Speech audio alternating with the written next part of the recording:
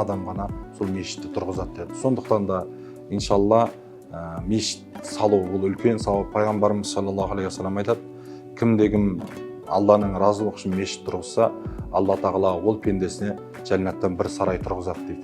Қазіргі таңда Қазақстан мұсылмандар діни басқармасының мешіт салудағы заңдылықтар, іс-әрекет, құжат мәселесі барлығы құрылыс басталмай тұрып, осы құжат мәселесін бірінші бітіріп алу керек. Адам алейхиссалам қателік істеп жер бетіне жіберілгеннен кейін Адам алейхиссалам Құдай тағалаға шағым айтты дейді, Раббым, жарайды, мен қателік істедім, тәубе еттім.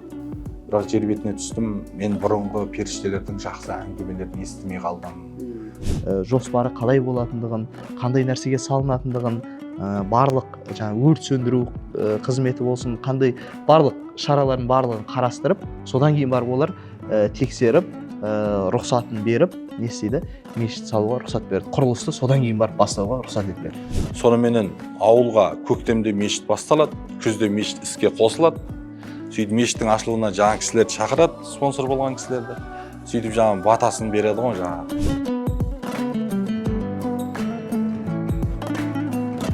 Ассалаумағалейкум, құрметті тыңдармандар. Бүгінгі тақырыбымыз мешіт салудың сауабы. Бүгінгі тақырып тарқататын Қазақстан мұсылмандар діни басқармасының республикалық ақпарат насихат тобының мүшесі Нұралы Бақытұлы ұстазымыз және де Хибатулла Тарази мешітінің ұстазы Сейіткәрім Әбдіқадыр ұстазымыз. Ал олай болса, бірінші сұрақ Нұралы ұстаз өзіңізден басталады. Осы мешіт салудың сауабы қаншалықты? Бисмилла, ассалату вассаламу аля расулилла. Жалпы Алла тағала Құран-ы Кәрімде мешітті қандай адам салатындығын айтып кеткен. Біріншіден Аллаға иман келтірген, екіншіден зекетін беретін, намазын тұрғызған, тек қана Құдайдан қорқатын бір үміті, жалғыз үміті Құдайдан болған адам ғана мешітті тұрғыза алады деген. Дәл сол секілді кейінгі қазіргі заманда мешіттерді көптеп тұрғызып жатыр ғой, Алла разы болсын, бәрінің ниеті тура болсын. Бірақ Пайғамбар саллаллаху алейхи заманында Құба мешітін Пайғамбар саллаллаху алейхи тұрғызып жатқан кезде Алла тағала Пайғамбар саллаллаху алейхи уахи етеді. Мына мұнафықтардың басшы, жалпы мұнафықтар жиналып алып, өздерінің бір мақсаттарын көздеп бір мешітті тұрғызғандығы жөнінде хабар беріледі. Оны Құран-ы Кәрімде Құдай тағала Масжиду Дирар, зиян мешіті деп атаған. Пайғамбар саллаллаху алейхи осыны бұзу бұйырылып, Пайғамбарымыз саллаллаху алейхи вассалам ол мешітті бұздырған. Сондықтан да жалпы мешіт салам деген адамға айтатынымыз, өзінің жеке бір мүддесін, атын шығару үшін, я болмаса қандай да бір жұмысқа ойларын ортаға салып, соны жүзеге асыру үшін болатын болса, ол мешіт Алла үшін болмай қалады. Алла тағала белгілерін айтып кетті, Аллаға иман келтірген, яғни Алланың алдына барам мен, Алла үшін мешіт салам, намазын тұрғызған, зекетін берген Құдайдан, тек қана Құдайдан қорқатын адам ғана сол мешітті тұрғызады деді. Сондықтан да иншалла мешіт салу бұл үлкен сауап. Пайғамбарымыз саллаллаху алейхи вассалам айтады, кім Алланың разылығы үшін мешіт тұрғызса, Алла тағала ол пендесіне жәннаттан бір сарай тұрғызады дейді. Енді біз көбінесе осындай жәннатпен сүйіншіленетін хадистерді естиміз. Мысалы, кім 12 ракат нәпіл намаз оқитын болатын болса, жәннаттан әрбір күні оған бір сарай тұрғызылады деген Пайғамбар саллаллаху алейхи хадис бар, Муслимде келген. Енді осы жерде осындай сүйінші хадистер көп. Мына дүниеде бір сауапты амал істесең, жәннаттан саған үй тұрғызылады. Мына дүниеде бір сауапты амал істесең, жәннаттан саған райян қақпасы ашылады. Мысалы үшін ораза тұтсаң, енді сұрақ туындайды да, сен мына жақтан жәннаттан сарайды салып сен тозаққа кіріп кетпейсің ғой. Ана үйдің иесі кім болады деген сұрақ туындайды. Құдай тағала жәннаттан саған қателесіп үй тұрғызып қоймайды жәннаттан, қараңыз. Сондықтан да бұл үлкен бір сүйінші мешіт салатын бауырларымызға. Бұл мешіт үлкен сауапты іс. Кім Алланың разылығы үшін тұрғызса, жәннаттан бір сарай тұрғызады, және ол сарай тек қана сол адам ғана кіре алады, қараңыз. Сондықтан бұл шариғатымызда үлкен бір сауапты іс. Енді әрбір істің өзің лұғатан шариғаттағы мағынасы болады, тілдік мағынасы болады. Жалпы мешіт сөзінің тілдік мағынасына келетін болсақ, түбі сәждә сөзінен шығып тұр ғой, сәжде ету. Бұл Құдайға жалбарынып сәжде ететін орын деген мағынаны білдіреді, тілдік мағынасы. Ал енді шариғаттағы мағынасы болатын болса, онда намаз оқылатын, құлшылық қылынатын, Құдайға жалбарынатын бір орын деген мағынаны береді. Сондықтан бұл дініміз, шариғатымызда мешіт тұрғызу ол өте үлкен сауапты іс. Өйткені мешіт бұл жер бетіндегі ең бірінші салынған ғимарат десек те болады. Өйткені Адам алейхиссалам қателік істеп жер бетіне жіберілгеннен кейін Адам алейхиссалам Құдай тағалаға шағым айтты дейді: Раббым, жарайды, мен қателік істедім, тәубе еттім, бірақ жер бетіне түстім, мен бұрынғы періштелердің жақсы әңгімелерін естімей қалдым, періштелердің сені мақтағанын естімей қалдым деген кезде Алла тағала айтты дейді: бұл сенің қателігіңнен, сен де жер бетіне менің үйімді тұрғыз, яғни Қағбаны айтып жатыр, менің үйімді тұрғыз, менің аршымды айналып жүрген, мені дәріптеп жүрген періштелерім секілді сен де Құдай тағаланы сөйтіп мені дәріпте деп айтты дейді. Сол кезде Адам алейхиссалам Қағбаны ең бірінші жер бетінде тұрғызған осы Адам алейхиссалам екен. Білесіздер, пайғамбарлар олар ең сауапты істі ғана істейді, күнәлі істі істемейді. Мысал үшін жақсы іс тұр, өте жақсы іс тұр, өте жақсы істі алады олар әрдайым. Соны айтпағым не нәрсе, бүкіл пайғамбарлардың ең ықыласпенен істейтін тірлігі ол жер бетінде құлшылық қана, мешіт салған екен. Сондықтан Ибрахим Адам алейхиссаламды пайғамбар деп танысақ, Адам алейхиссалам Қағбаны салды ма, Ибрахим пайғамбар оны келіп түзетіп орнынан қайтадан тұрғызды. Сондықтан да бұл пайғамбарлардың өзі мешіт салуды таңдады ма, сізбенен біз де иншалла осы мешіт салатын болатын болсақ, я болмаса Алланы дәріптейтін бір ғимарат тұрғызатын болатын болсақ, онда иншалла ол пендесіне Құдай тағала енді Алланың беретін затын нұралы тіліне сыйдыра алмайды ғой. Сондықтан айтпағым, Алланың үйіне берілетін сауапты ол пенде айта алмайды. Машалла, машалла. Енді осы мешіт салудың сауабы, енді Аллаға шүкір, орасан. Пайғамбарымыз хадисінде айтты: Аллах тағала разылығы үшін кімде-кім бір мешіт салса, жәннаттан бір үй тұрғызады деді. Енді осы Әбдіқадыр ұстаз, қазіргі таңда Қазақстан мұсылмандар діни басқармасының мынау мешіт салудағы заңдылықтар, яғни бір адам мешіт салу үшін қандай баспалдақтардан өту керек? Нұралы ұстаз шариғиін айтты, яғни адамның ниеті түзу болу керек, сауабы Раббысының разылығын көздеу керек дейді. Енді адам осы мешіт салу үшін қандай баспалдақтардан өтіп, заңдылық жағынан, яғни ғимарат ретінде Қазақстан мұсылмандар діни басқармасына тиесілі діни бірлестік ретінде қызметін атқару үшін қандай баспалдақтан өту керек? Дұрыс, Алла разы болсын. Сауап жағынан, шариғат тұрғысынан ұстазымыз жақсы түсіндірді ғой. Енді кез келген істің өзінің тәртібі бар, өзінің ережесі бар. Мешіт салу үшін ең әуелі ол мешітті салынатын жердің өзі ген план дейді. Сол нәрсеге өту керек, сол нәрседен рұқсатын алу керек, ген планда болу керек, жалпы мешіт салынатын жердің. Екінші, құрылыс, бұл іс әрекет, құжат мәселесі, барлығы құрылыс басталмай тұрып, осы құжат мәселесін бірінші бітіріп алу керек. Иә, дұрыс, ықылас бар, ниет бар, сауап алғысы келеді, бірақ сол жерге, жаңағы бір жерге мешітті салып қойып, кейін ол мешіттің құжат жағы дұрыс емес болып, не былай емес, заңды түрде аша алмай жатқаннан қарағанда, ең әуелі бастайтын нәрсесі сол бірінші жердің рұқсаты, ген планда болу керек. Бұл бір. Екінші, сол мешітті салайын деп жатқан жергілікті жердің халқы, әкімшілігі, барлығы бірге жиналыс жасап, хаттама толтырылып, сол хаттама бойынша облыстық мынау архитектурадан рұқсат қағазын алу керек. Осы рұқсат қағазын алғаннан кейін сәулет басқармасынан рұқсат қағазын алғаннан кейін барып құрылысты бастай беруіне болады. Яғни ол жерде мешіттің сәулет басқармасында барлық нәрсесін көрсетеді, қандай жағы болатынын, қандай жоспары қалай болатындығын, қандай нәрсеге салынатындығын, барлық өрт сөндіру қызметі болсын, қандай барлық шаралардың барлығын қарастырып, содан кейін барып олар тексеріп, рұқсатын беріп, не істейді? Мешіт салуға рұқсат береді. Құрылысты содан кейін барып бастауға рұқсат етіледі. Мына сөзіңізді біле тұрайын, көп жағдайда кейбір бауырларымыз, біз Алланың үйін салып жатырмыз ғой, не үшін рұқсат сұрауымыз керек біз, я болмаса Алланың үйін тұрғызып қойғаннан кейін өздері үшін рұқсат береді деген де қате түсініктегі бауырларымыз бар. Сондықтан ондай бауырларымызға, мешіт салам деген бауырларымызға айтатынымыз, бірінші мешіт салам деп ниет еттіңіз ба, Мысалы Жамбыл облысы болатын болса, Жамбыл облысында орталық мешітінде арнайы осыған мешіттің құжаттарына жауапты маман бар. Мысалы бізде Халид деген ағамыз бар. Дәл сол секілді басқа облыстың да арнайы мамандары бар облыстық мешітінде. Сондықтан соларға бірінші мешітті бастамастан бұрын, іргетасын қаламастан бұрын соған жүгіну керек.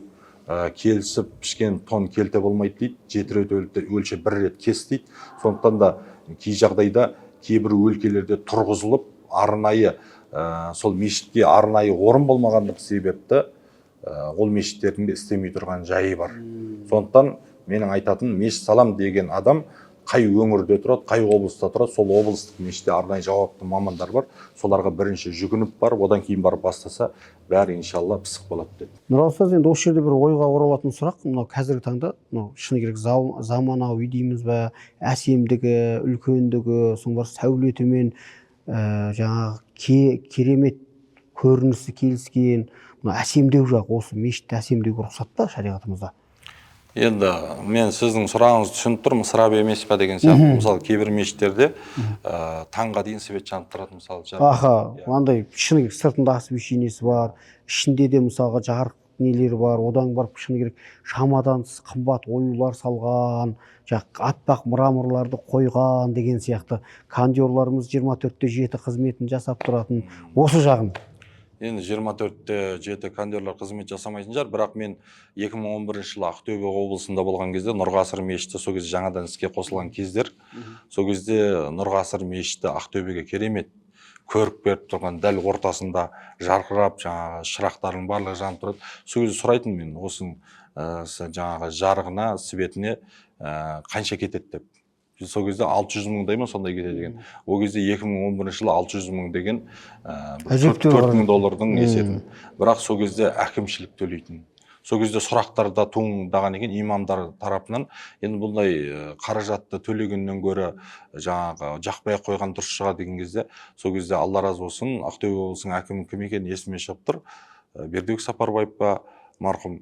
Сол кезде айтқан екен да, бұл біздің Ақтөбенің көркі осылай жарқырап тұрған болатын болса, шет жақтан қонақтар келген кезде осы жерге суретке түседі дегендей. Шынымен қарап тұратын болсаң, Алла тағала Құран кәрімде айтады, кім-де-кім Алланың рәміздерін ұлықтайтұғын болатын болса, ол жүректің тақуалығынан дейді. Яғни ол адамның жүрегі Алладан қорыққандығы себепті сол Алланың рәміздерін ұлықтайды дейді. Бұл Алланың үйі сондай жарқырап көрік беріп тұрса, қанша жарық шығын кетіп жатса да, адамдарға мынау мешіт, сол адамдардың сол мешітке келуіне бір мешіт өзін бір жарнамалап тұрған болатын болса, өзін бір мешіт абыройлы көрсетіп тұрған болатын болса, онда ол керісінше адамдардың иманын арттыруға, исламның ұлықтығын арттыруға ол бір мықты бір жарасқан символ деп есептеймін. Сондықтан да ол ысырап болмайды. Керісінше бұл Алланың үйін дәріптеу, Алланың үйін ұлықтау. Сондықтан да өзі тарихта Алланың үйін ұлықтаған, Алланың үйіне жәрдем берген адамдардың барлығы жеңіске жеткен екен. Ал керісінше Алланың үйіне жаңағы ұлықтамаған, Алланың үйін дәрежесін түсіруге тырысқан, енді діннің дәрежесін ешкім түсіре алмайды, ол Алланың діні ғой. Кезінде Иманғали Тасмағамбетов ағамызға бір орыс әйел шағымданған екен, мына мешітте айғайлап 5 уақыт азан шақырады, біздің мазамызды алды деген кезде. Сол кезде ол кісі де енді ел басқарған адам дана болады ғой, ол кісі даналық жасаған екен. Жақсы, олар 5 рет шақырады ма деп, 5 рет шақырады. 6 рет шақыратын болса, маған айтыңыз, мен ол адамның үнін өшірем деген екен. Сондықтан да мешіт азан айтылып жатса, не жерде мешіт бар. Тіпті кезінде Нұрсұлтан Назарбаев патшамыз Әзірет Сұлтан мешітін тұрғызған кезде де айтқан екен да, байқап тұрсыңдар ма, мен қандай жерге мешіт тұрғызып жатқанымды. Мына маңайдағының барлығы бүкіл әлемнен, Америка бар, жан-жақта Россия бар, солардың посольстволары тұр. Солар қандай мемлекетте өздерінің өмір сүріп, өздерінің саясатын жүргізіп жатқанын білсін деп осы жерге қазығын қақтым. Әрі бұл жер жаңағы алаң, қаншама адам өтеді. Сондықтан да біздің еліміздің мұсылман елі екендігін бұл көрсетіп тұру үшін осы жерге тұрғыздым деген екен. Сондықтан да иншалла бұл мешітке жұмсалған қаражат, мешітті әрлеуге жұмсалған қаражат ол текке кетпейді. Алланың құзырында иншалла сауабын алады. Сосын мен бір нәрсені айтқым келіп тұрғаны, мешітті кім салатын Алла тағала айтып кетті ғой, және мешіт салатын адамды да Құдай тағала таңдайды деген сөздері бар. Мысал үшін бір облыста, мен қазір атында есіме шығып тұр, бір жігіт әдемілеп айтып беріп еді. Бір облыста бір аудан бар екен. Ауданның бір ауылында жамағат көп дейді, бірақ мешіт балабақшаны мешіт қылып қойған екен. Жамағат көп, балабақшаға жамағат сыймайды. Сонымен сол ауылдың имамы ауданға жұмаға келеді ғой. Сөйтеді айтады, жұмадан алдын ауданның имамына айтады, біздің ауылымызға бір кәсіпкер адам бар ма екен, мешіт салып беретін дейді ғой. Сол кезде ауданның имамы айтады, жақсы, қазір жұмадан алдын сұрайын осындай деп. Сонымен жұмадан кейін ба, алдын ба тұрып айтады, құрметті жамағат, пәлен деген ауылда жамағат көп, балабақшаны мешіт қылып жатыр. Енді сол ауылға кім мешіт тұрғызып береді деген кезде бір жігіт тұрып айтқан екен, мен енді шамам жетпейді, бірақ мен бір шай сататын бір екі бауырды білем, солардың номерін берейін, сол бір салып берсе, солар салып беретін шығар деп, жаңа бай жігіттер деген ғой. Сөйтіп номерін жаңағы ауылдың имамы теріп алған, жұмадан кейін телефон шалады, ассалаумағалейкум аға, уалейкум ассалам, мен осындай жердемін, осындай ауылданмын, сіздер мешіт салам деп жүр екенсіздер ғой, біздің ауылға мешіт салып бересіз ба дейді. Жақсы. Сөйтеді, ана кісі келеді, жолығады. Соныменен ауылға көктемде мешіт басталады, күзде мешіт іске қосылады. Сөйтіп мешіттің ашылуына жаңа кісілерді шақырады, спонсор болған кісілерді. Сөйтіп жаңа батасын береді ғой, жаңа осы шай сататын ағаларымызға Алла тағала шай кәсібіне берекет бер деп дұға жасап жатыр дейді. Ана екі жігіт түсінбестікпен жаңа имамға қарап тұр дейді. Соны дұға жасап біткеннен кейін шақырып алып, аға, біз ешқандай шайға қатысымыз жоқ, сіз не айтып жатсыз деген ғой. Сіздерде шай сататын фирманың бастығы деп айтады. Жоқ, мен ешқандай ондай бастығы. Біз строительный, сондай материал сататын сондай неміз, бизнесіміз бар өзіміздің осындай. Қалай онда деп. Сөйтсе дейді, жаңа телефон ана кісі арқылы жаңағы кісі арқылы тексерген кезде дейді, телефонның соңғы цифрына шатасқан екен де жаңағы. Айдаладағы біреуге барып түскен, сөйтсе осы екі жігіт Алла жолына мешіт салсақ деп армандап жүрген жігіттер екен де, жаңа қараңыз. Құдай тағала бір цифрдан шатастырып, ана жігіттердің номеріне түсіргізіп, сол жігіттер білместен өздері мешіт тұрғызып бергенде қараңыз. Сондықтан да бұл мешіт салған адамды ол Құдай таңдайды, ал Құдай таңдаған адам өзінің бір миссиясын, өзінің бір жеке мүддесін, өзі бір жамағат құрып, я болмаса бір атасының, әжесінің атын шығару мақсатында болатын болса, ол да Құдай үшін болмай қалады да. Сондықтан да иншалла. Осы жерде бір сұрақ туындап тұр да, әбеке, Әбдіқадыр, осы мысалға мешіт салған кезде кейбір кісілер бір атамның атын қойса, мана сауабы барсын деген сияқты ат аталып тұрсын дейді. Осыған рұқсат бар ма негізі қазіргі таңда? Қазіргі уақытта мешіттердің аты қойылуы, яғни ол өзінің атасының, болмаса бір руының сондай бір атын қоюдан қарағанда, сол елге, сол дінге, ислам дінінің өркендеуіне еңбегі сіңген сондай кісілердің аты берілу қолға алынып жатыр. Тарихи адамдар, тарихи тұлғалардың, жалпы сол елді мекенге танымал, жақсылығы өткен діни тұлғалар барлығы сондай кісілер болса, нұр үстіне нұр болады.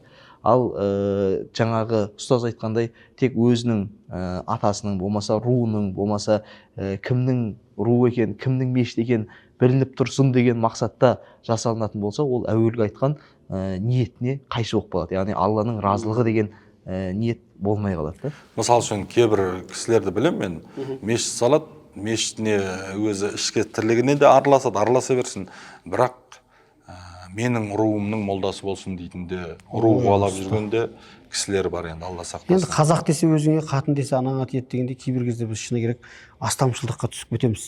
Жағдай өзіміздің жағдай, анау руымыздан болсын, өзіміздің негізі біріңді қазақ, бірің дос, көрмесең істің бәрі дос дейді. Дінде негізінде ру имамы деген жоқ, бәрі ортақ. Алла болса, енді бүгінгі тыңдармандарымызға Алла разы болсын. Сіздерге әсіресе ұстаз бүгінгі тақырыпты тарқатып, шынымен де мешіттің сауабымен және де мешіттің заңдылығын бүгін жақсылап жамағатымызға түсіндірдіңіздер. Келесі бағдарламада жолыққанша қош аман сау болайық.